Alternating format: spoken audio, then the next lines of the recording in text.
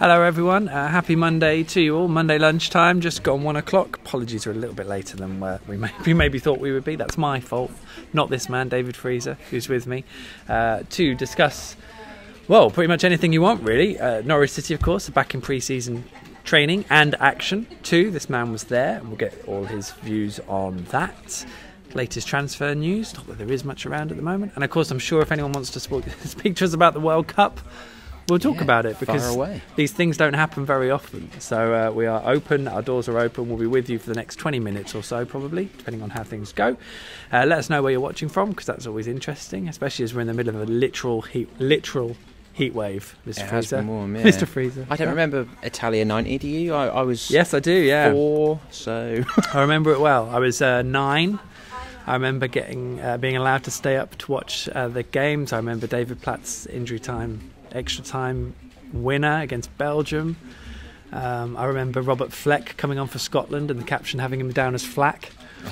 I remember the weird sort of 90-minute countdown sort of bar graph things on the side of the pitch.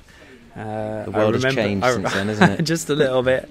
And it's funny watching all those bits back. I know the BBC had their coverage from the Cameroon game. I think they played all that before the game, and a bit from the Germany. I remember the penalties.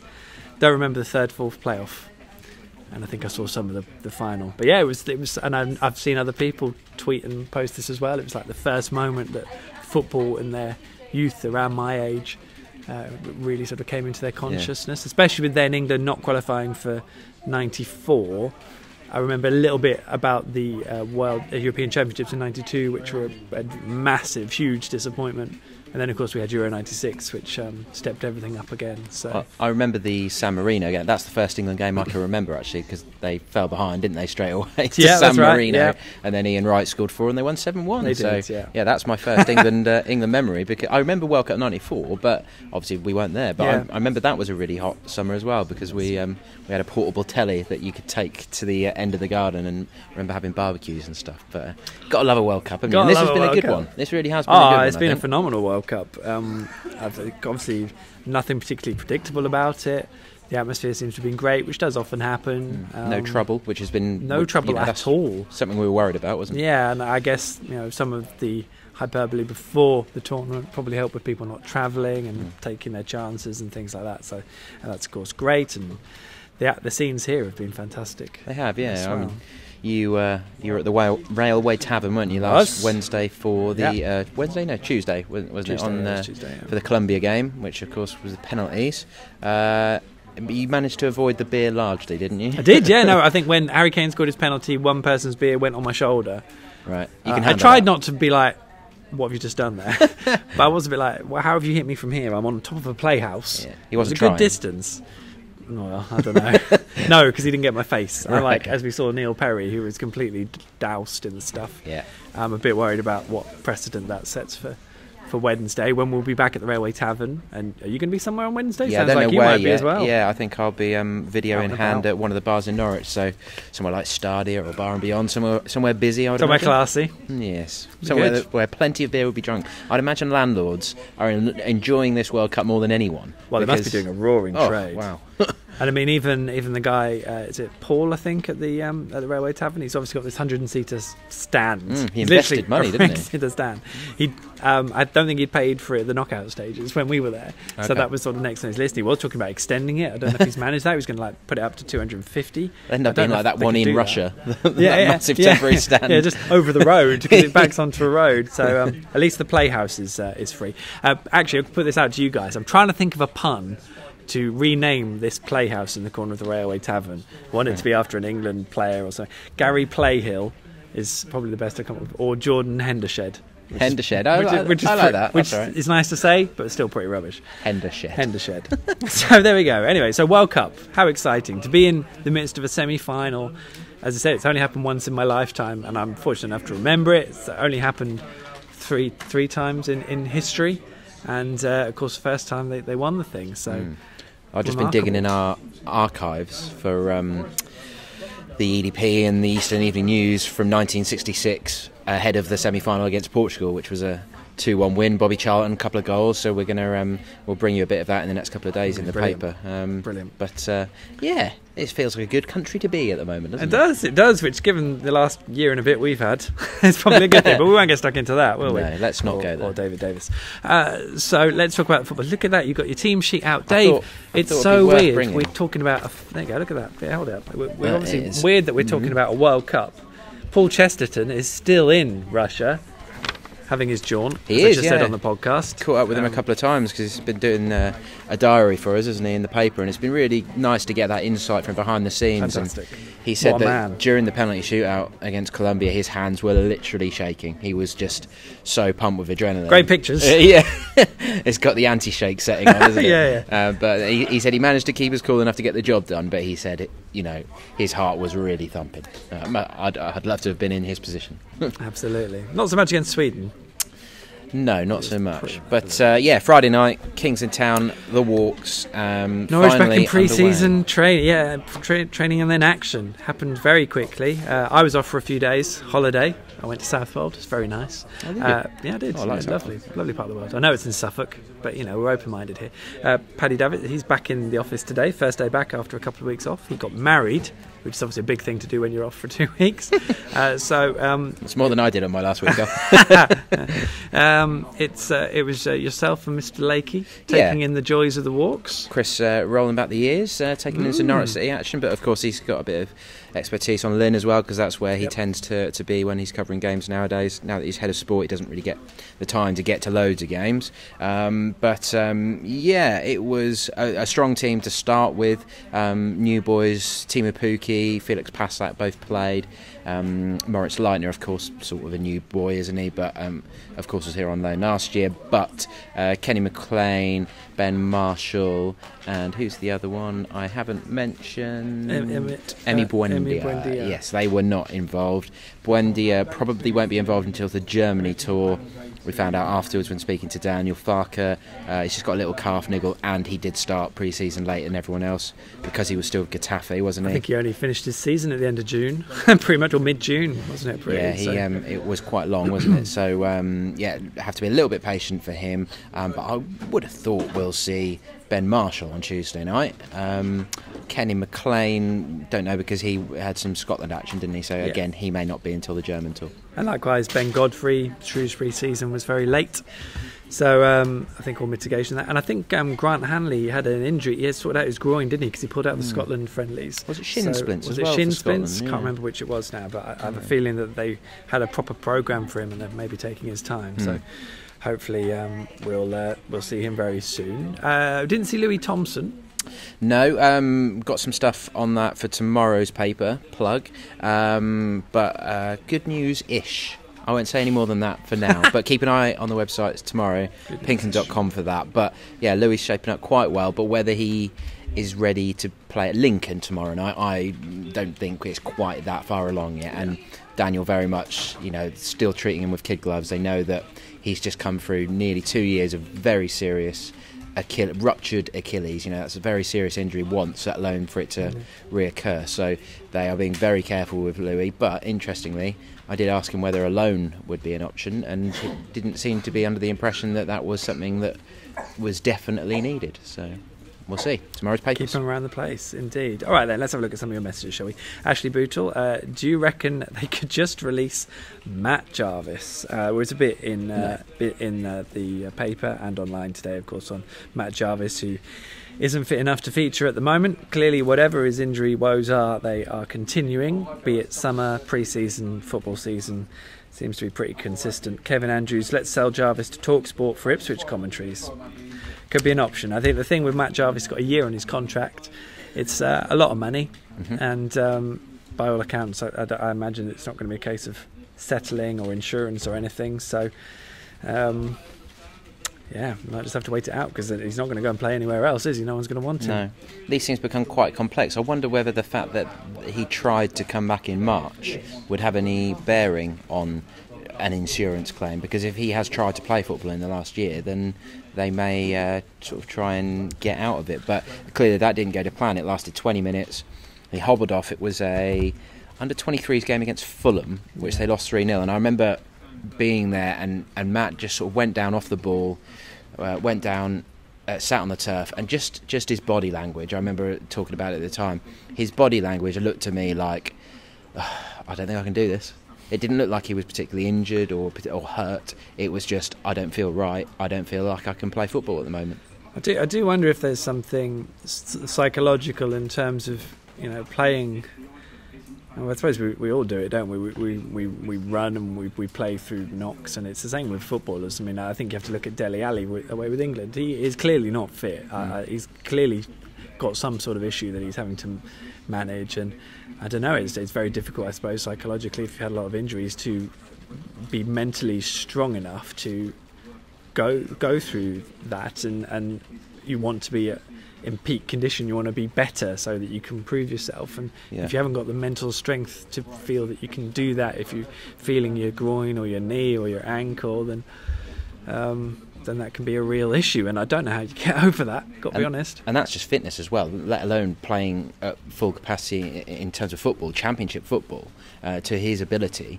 You know, he's 32. You think Dean Ashton retired with ankle problems at, what was it, 27-ish? You know, it seems to have been a lot of knock-on stuff as well, doesn't it? Because it was the ankles that were the big problem, but then he's had knee problems, hamstring problems, various problems, because his body just isn't right, is it? So I said it before, and there seems to be a sort of a split in the camp. There's a lot of people who do feel sorry for him, but there's also a lot of people finding it difficult to kind of forgive someone that's sat there earning, frankly, big money without playing football. But at the end of the day, that's football. He was offered a contract. He is the same as me and you. He has employment rights, and they can't just say, sorry Matt, we don't want you anymore. Yeah, and by all accounts he's a good lad. I mean, and if something doesn't work out or someone can't do anything, then you have to take it with a degree, in terms of taking it on the chin, and have to accept what the reality is.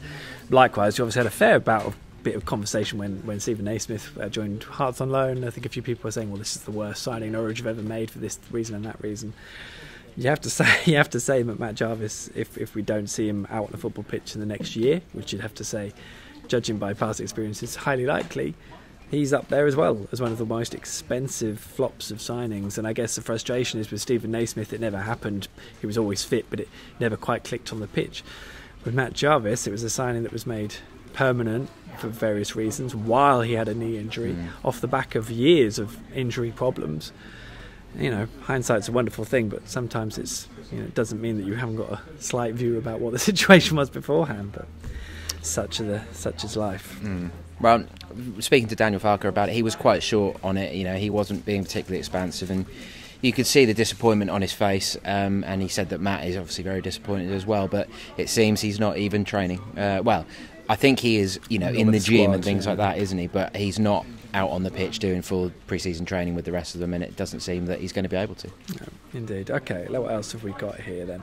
Mark Cahill, good morning from New Jersey, USA. Heatwave, it was 45 degrees here at the weekend. It's all relative, Mark. Wow. 45. David Freezer, he'd melt. In America? 45 degrees? New Jersey. That's like desert temperatures, isn't it, in Arizona? It does get much hotter and much colder. Certainly on the east coast of the United States, from what I know. Kevin Venny, any new signings imminent? Don't think there's anything imminent, but speaking to Daniel after the game, he did say that he thinks there may be one or two more opportunities yet in the transfer window.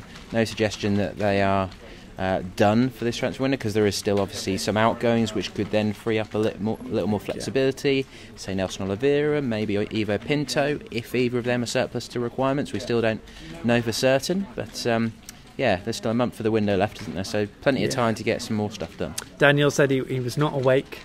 No, he was not asleep, and they will be awake, which is of course his favourite transfer speculation way of dealing with it. I can't see anything. I think you're right. A lot now depends on if they have takers for Nelson, especially given that the package he commands. If they could sell him, then that would free things up. But again, if that opportunity doesn't come along, then they're going to have to go with Nelson. He'll have to be their striker option.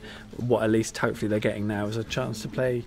Have a look at Timu Pukki and Dennis Rabini together, so we can see what they can do. A three, wasn't it? It was a three. Hernandez on the left, Pookie on the right, although Pookie was wandering around a lot. Tom Tribal basically anchored midfield on his own, and Leitner again sort of emphasising that he's not a direct James Maddison replacement. He was dropping deeper and trying to be that playmaker, and he was really roving all over the place. So him and Pookie were the lively guys as far as I was concerned, but Shrabeni wasn't really on the same wavelength as him.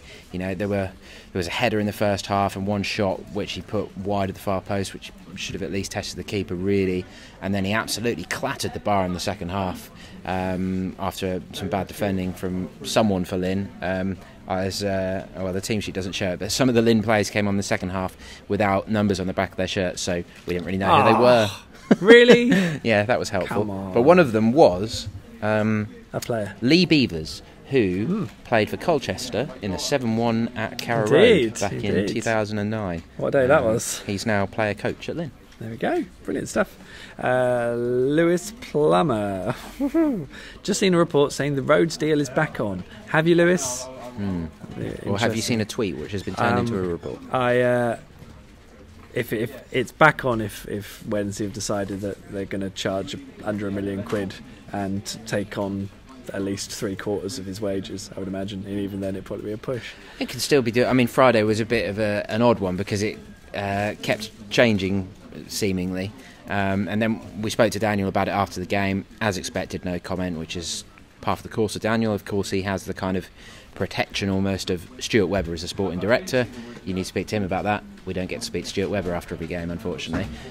So Daniel always has that little bit of wriggle room when it comes to transfers, and that's club wide really. They don't comment on speculation generally. So Daniel did that, played it down, but said the line that you just said: we will remain awake in the transfer window. Then I get back to the press box at the Walks, and the Sheffield Star have filed a story which says the move has collapsed and talks are no longer going on. So did they start? There's something really weird about Friday. I got to be honest, and this idea that Jordan was travelling down to start. A lot of talk to make people very aware about his availability. But there we go. They seem to want to get it out there, don't they? They certainly do, which is no wonder because he's on a lot of money and they don't want to pay it to him anymore. Supposedly 40 grand a week, isn't it, at Wednesday? Supposedly. Let's have a look. Okay, St John Cooper. Hello, St John. Boys currently in Sydney and have to go to the casino for a 4 a.m. kickoff. Okay, this is fun. 2 questions. Who will make the final? And will Norwich finish higher than last season? So who's going to make the World Cup final? Okay. Belgium. You're going England. Belgium? Ooh. I think France will be Belgium. I think they'll be too strong. I really like France. I think they've got the biggest potential. That wasn't set up either, was it? We didn't pre-plan to go for separate teams. No. I just think with Pogba and Kante in the middle, that is a real... Be a great game. Strong midfield, and Pogba can win any game on his own when he's in the mood. Giroud makes them work, and Mbappe, of course, is a fantastic player. But if Belgium do turn up properly, they definitely can beat them.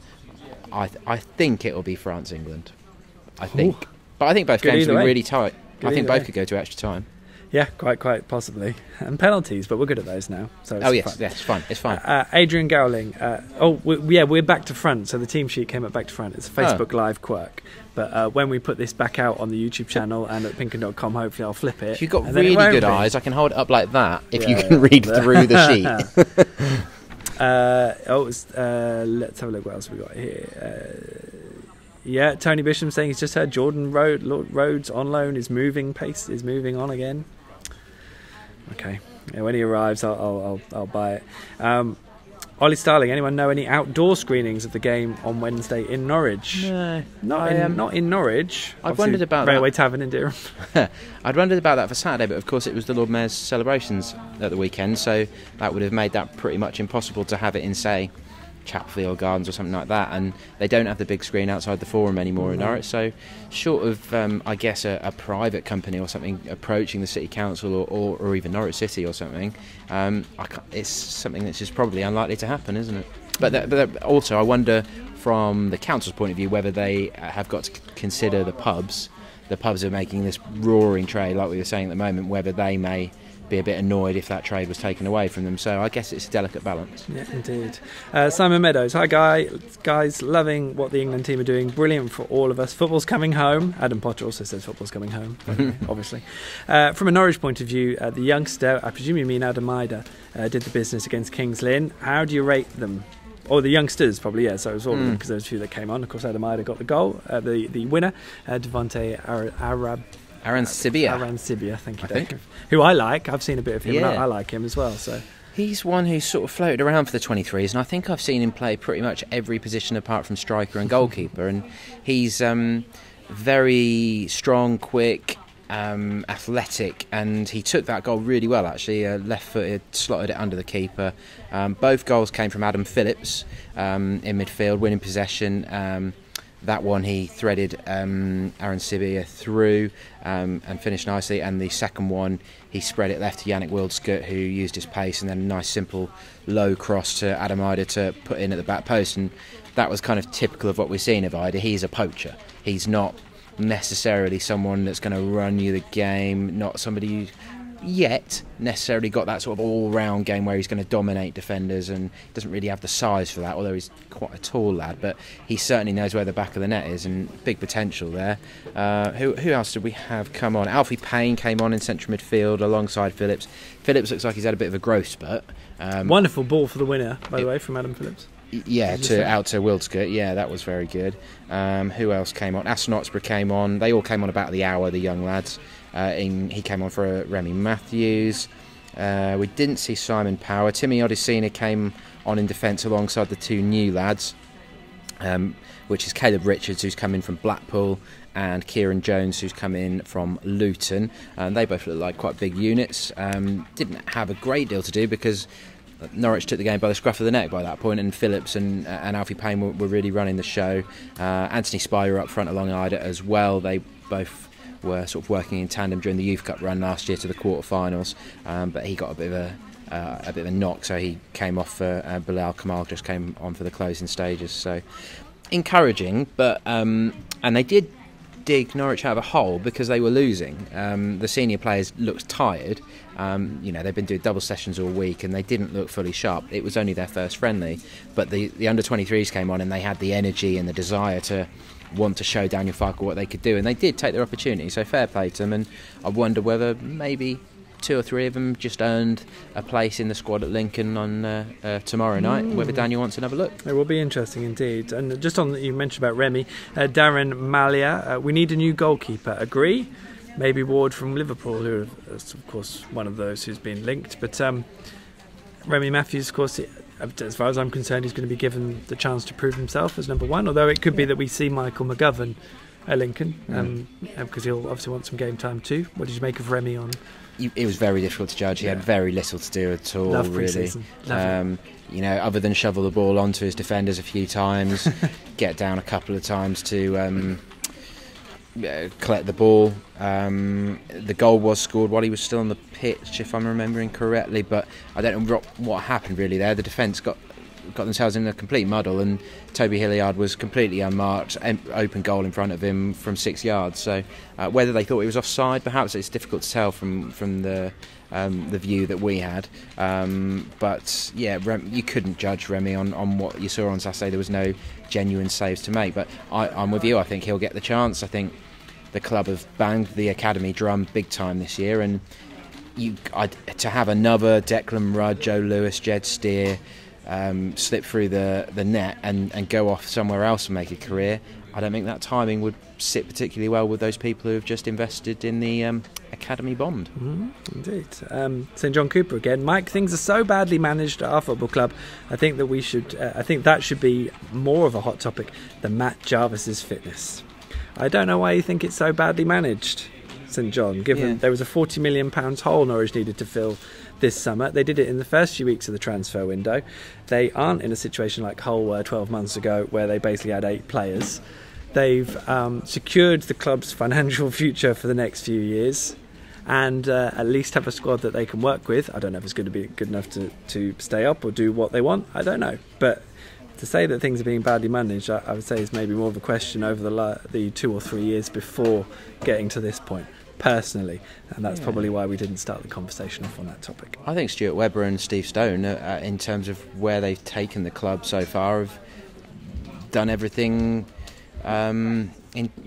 It's been managed with common sense, really. They've done the things that they had to do. You know, Daniel Farke didn't want to lose James Maddison and Josh Murphy this year, but they didn't have much of a choice. And as he said after the game, there's not many clubs in the country who have brought in as much money as Norwich have in the last year. So, you know, difficult decisions. But if you don't do that, then you could end up like Aston Villa. So, and who knows what will happen with them this year. Described in the Mirror as a club on the brink of ruin. Now, of course, that doesn't mean they won't sort themselves out, but they are going to have, as I said, once the football gets going, we'll see how maybe people feel they might be able to cope, Villa, but we will see. Duo U asks, is Adam Phillips the Norfolk Gerrard? He is one, apparently, no Mickey taking. People have told me he's one of the best passers of the ball in the entire squad, Adam Phillips. Adam Phillips has definitely got a lot of ability. I mean, I think he was England under-16 captain when he was with Liverpool before he had a few injury issues, and he was also cyclocross British champion or something as a 15-year-old, or cycle speedway, like the thing where it's on the oval, but you're on a BMX or whatever.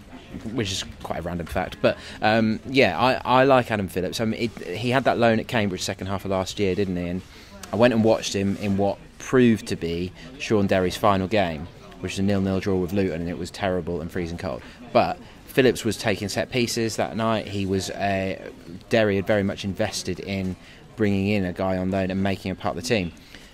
Cambridge were in trouble in League 2 at that point. A new manager came in, caretaker Joe Dunn, bombed out Phillips, didn't want a young lad, just wanted experience. They stayed up, that's what Cambridge needed, that's fine, but it didn't work out for Phillips from that point on. He was barely involved, barely even made the bench. He was basically back here. So I think for Adam, it's likely he's probably going to go out on loan again, because I don't think there's room for him in the first team squad at the moment.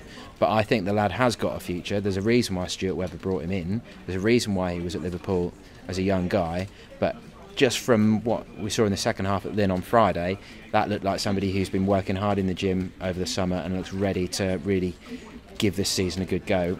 It's just, I would imagine that will be of a loan club. Yes, indeed. But then the right loan, you say, sometimes loans don't work out, but sometimes they do, and we've already seen from Ben Godfrey and other players that when they do, you can have a real asset on your hands. Interesting, I think Adam Phillips is out of contract in the summer, although there may be an option around. I think there's an option. But he's at that point where Norwich may want to look at that, or I'm sure Adam would, obviously.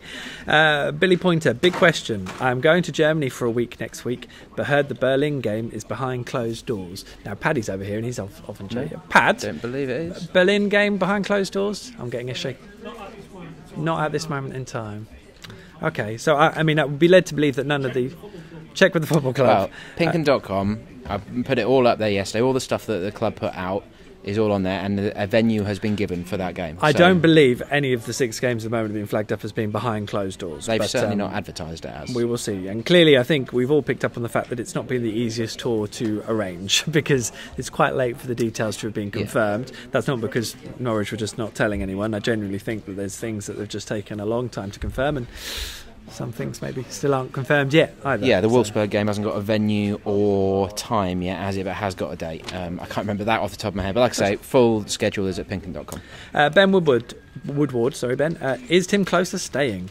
I mean, his defending for the Kings Lynn goal was pretty atrocious on Friday night. He had a couple of shaky moments, actually. But, yeah, I think by all accounts. I mean, I thought it's first game pre-season, exactly, so everyone's first, so I'm not going to worry too much about that. But Tim Closer for me was one of the, I've said it a lot, unsung heroes of last year, so I definitely want him, and I think it's a good chance him and other players, younger players, if they come in, could learn off him and things like that. Yeah, well, the three at the back, I think, suits Tim Closer down to the ground. That playing as the left prong of a 3-man defence suits him absolutely perfectly, because he does like to push forward a little bit. And although he had a couple of shaky moments, he was also quite commanding at points as well. So, year left on his contract. Unless somebody coming in and offering decent money for him, I don't think Norwich are going to be particularly looking to move him on, because he's a popular guy, an experienced guy, of course.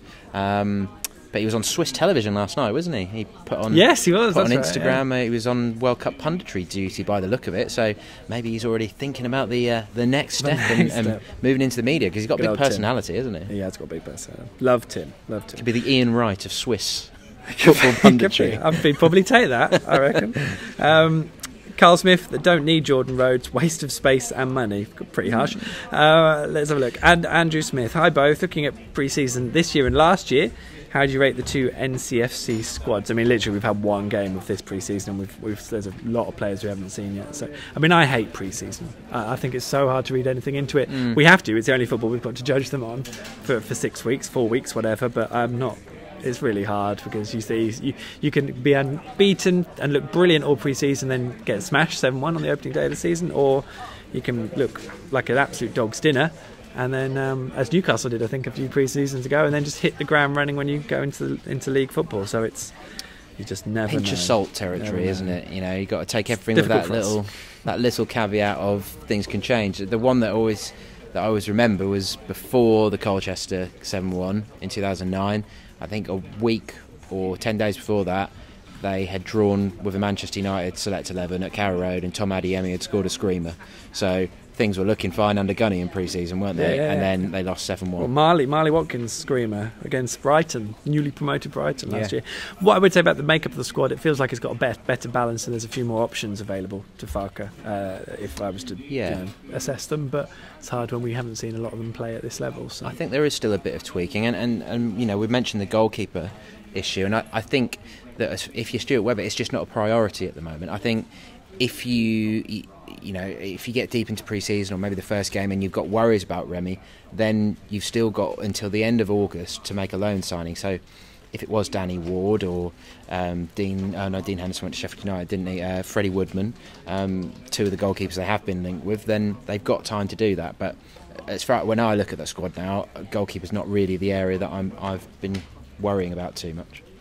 Forward line. Here's a couple of points here. David Field, where do you think the goals are going to come from? I don't see that we have enough. Andrew Smith, forward line looks weak in my opinion. Any chance of Chris Martin on loan? I'd probably say no, but Daniel did pick up on that after the game on Friday, didn't he? That he's lost a lot of goals, a lot of assists, and he clearly, they've made steps to bring in players like that. It's an interesting one, as we've already touched on. If Nelson goes, someone else comes in, there's a freshness to the front line, but if Nelson stays, maybe people look at it and go, well, that hasn't worked before, so we're really going to struggle for goals. So it's probably a lack of freshness, but if Nelson is still here, people will hope that there's something that can be unlocked out of him, but that's a bit of an ask sometimes. It'll be interesting to see Pookie play as an out-and-out striker, because we saw him more of a winger on Friday. I don't think the goals will be coming from Yannick Wildschut. I don't think he's got a future here, really. I've always been critical of his final ball. Great pace, obviously, and strength, but his finishing on Friday night was atrocious. There were two chances where he just absolutely leathered it, put his laces through the ball, either side of the goal. One of them, he didn't even hit the target, the other in the side netting, and it was not professional football standard of finishing, basically. So I don't think they'll be coming from him. Dennis Srebeni is, an imponderable, isn't it? We don't really know whether he'll kick on or not. I feel like he's maybe someone, if he gets a bit of confidence, he might just get going. But yeah, Nelson, move on. Best for both parties, get him moved on, similar as it was to Stephen Naismith this summer. But then of course you need a hole, and for me Jordan Rhodes doesn't necessarily fit the Farke mould either, so who that other striker will be, I don't know. But we did see Freddie Woodburn linked from Liverpool as a loan option, didn't we? I think they'll be homegrown, and to be honest, I think it will be someone like Jordan. I think it will be someone who holds the ball up strong with a degree of championship experience. I've seen he's scored a lot of championship goals, obviously before these 2 seasons. Jordan Hugill, isn't it? Is possibly looking to be loaned out by West Ham. I think Preston want him, but they're the sort of things I'm wondering, or could Norwich be looking at that? Especially, but I do think they need to move on Nelson first. I think they'll struggle to make this sort of a move with Nelson still on the books, which is why that's a real sticking point. Ian Compton, we won't get Rhodes as he will cost money for his wages. I think what you mean there is he'll cost a lot of money for his wages. Ian then goes on a £40 million hole. Yeah, we had £100 million from the Premier League. Yes, that's right. But if you spend £140 million, then that's still a £40 million hole, isn't it? So, where's the money gone? More than 100 million, wasn't it? It's not as simple as that. the money has gone on football expenses, for anyone wondering where all the money's gone. And they're all documented in the club's finances across the last few years, and they're very complex. It's not, it's not something that can easily be summed up in a Facebook chat without the figures to hand, or certainly not on Twitter. Well, yeah, you say that, but again, if you spend all your money and you push the boat out chasing something that then doesn't happen, Norwich are not the only club to have a massive hole in their finances on relegation. Now, if we want, from the Premier League, if we want to talk about the ownership and the fact that they haven't got owners who can put money in, and whether Delia and Michael, having taken all their loans out, should put money back into the club to help in this period, I think that's a legitimate discussion point. But to get into a discussion again about where the money has gone, and they pushed the boat out to try and stay up a couple of years ago, and it didn't work. And that's why we're talking about Jarvis and Naismith costing so much money and being a millstone around the necks. Jarvis, Naismith, Closer, all brought in big money that window, weren't they? So. Indeed. What else have we got here? Rob Garnham, will Hanley be made the skipper this year, do we think? Good question. We'll see. We haven't seen him play yet, have we? So no. For me, I would make him the captain. Yeah. I did see Yannick had the armband for the second half on Friday. Did he? He did. Oh, well, I suppose he was the only senior outfield player out there, so... What are you saying, Dave? after the hour mark, anyway. Okay. Yeah, it was probably after then. That's a good point. Who was... Closer was... Closer led the team out. Oh, yeah, I've got the team sheet in front of me. Yeah, Closer had it up to that point. Yeah, Yannick and Max Aarons came on at half-time, so, yeah, he was the only senior guy left out there, so it would have been a bit of a snub, I suppose. Michael Bailey's beard, you're still going stronger than my beard. Is it worrying that our players look tired in the first match of pre-season? I think, as we said at the time, it's mostly just the sessions that they've done before games. I mean, Lynn did it as well, didn't they? I think they did it before the Fakenham game. They did. They played 2 days before. Yeah. They beat Fakenham 3-0, I think, and they played a completely different 11 in both halves. They played their strongest 11 really first half. But I did ask Daniel about that, and he said they had a session before, but it was a light session. As he put it, we weren't running 20 miles around a lake or anything. So, but I think up to that point, there's been a lot of double sessions. They've been footballers get worked pretty hard at this time of year, as they're always keen to tell us. Yes, indeed. Paul Leach, what do you think Lincoln versus Norwich will be like? Mainly first team or under 23s mixed in like Kings Lynn?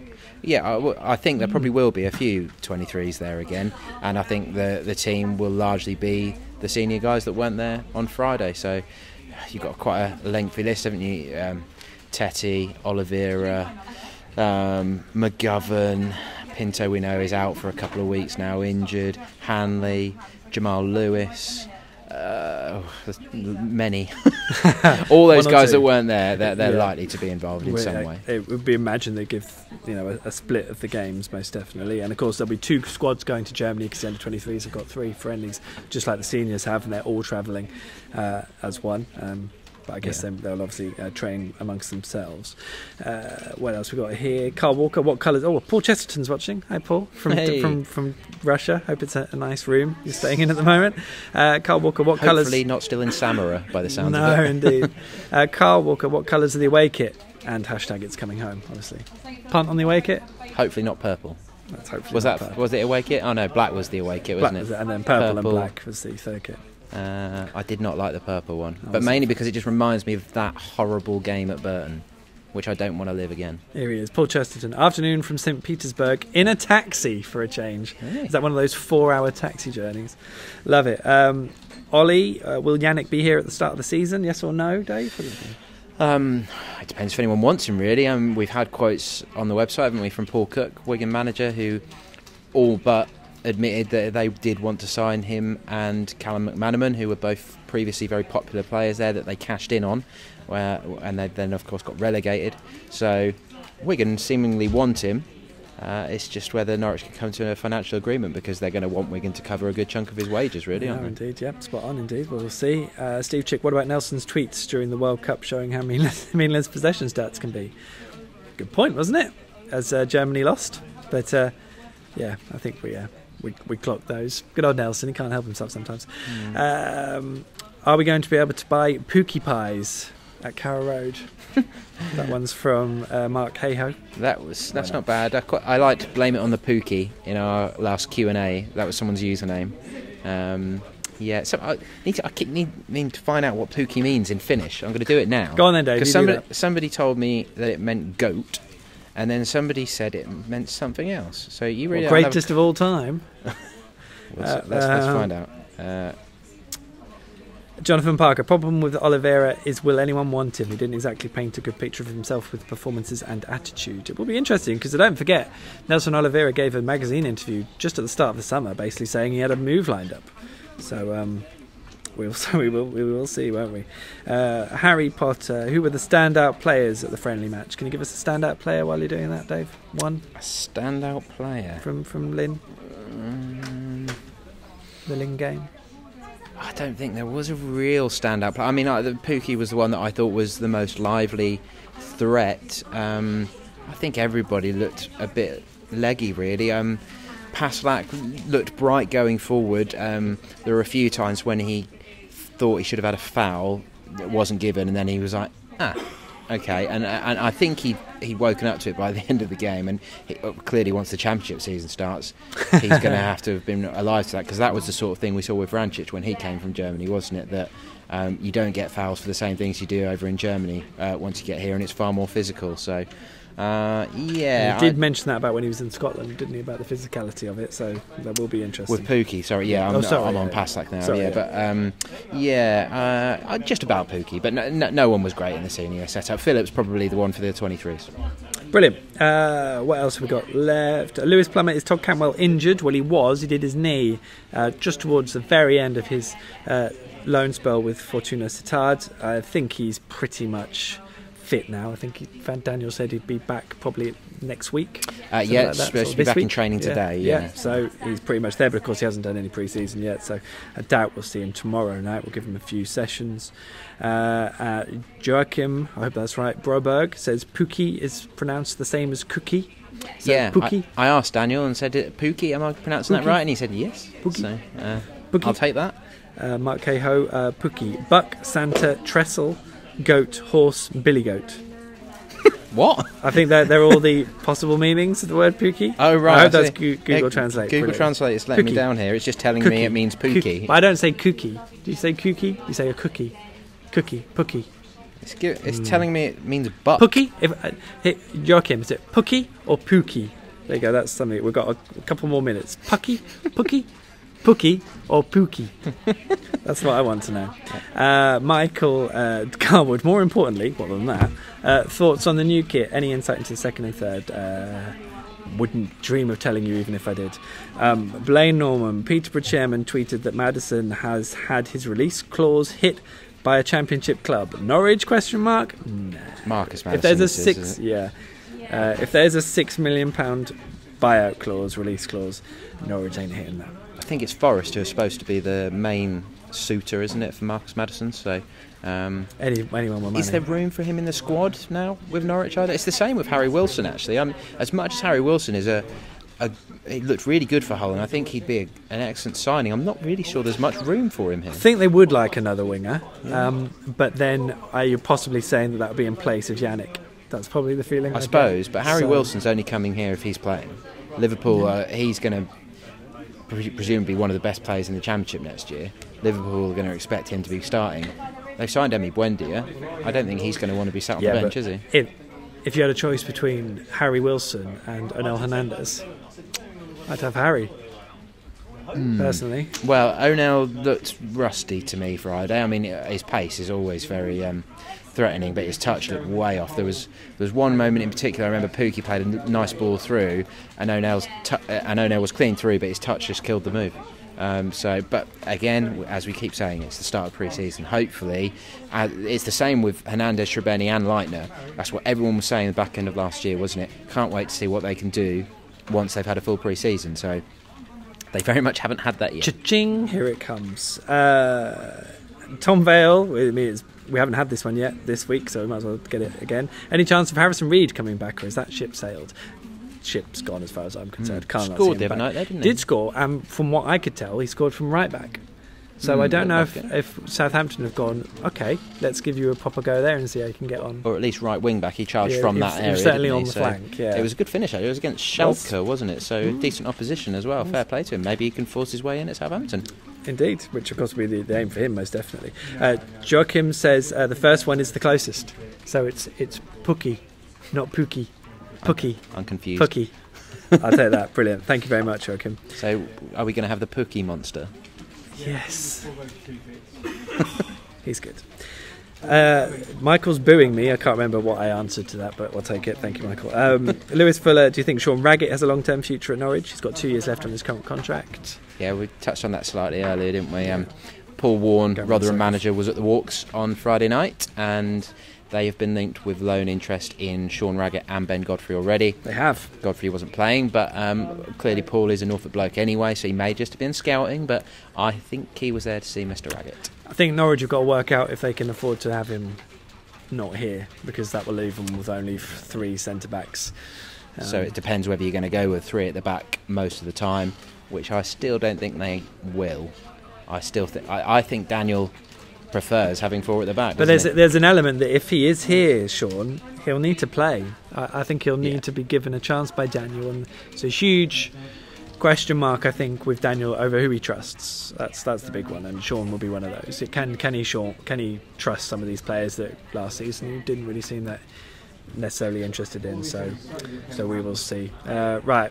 I reckon we wrap it up. Unless there's anything you want to bring up, Dave? No, I think that's pretty much everything covered. 45 minutes. Come on, Jeez. England. That is, so it's like giddy World Cup atmosphere that we've done almost 3/4 of an hour. England, Wednesday night, we'll be at pubs. I'm sure you may well be at pubs or at home. So Facebook is a place to look, of course, for in terms of our coverage. We will all be at Sinsel Bank as well on Tuesday night for Lincoln hosting Norwich City. So follow all our coverage there. There'll be plenty of it, of course, as usual. And any transfer speculation and rumours and facts, maybe even in the meantime, we'll keep you abreast of all that as well at PinkUn.com. But until then, thank you very much for watching. Appreciate your time. Thanks, Dave. Good day. Top man. We'll see you soon. Good night. Cheers.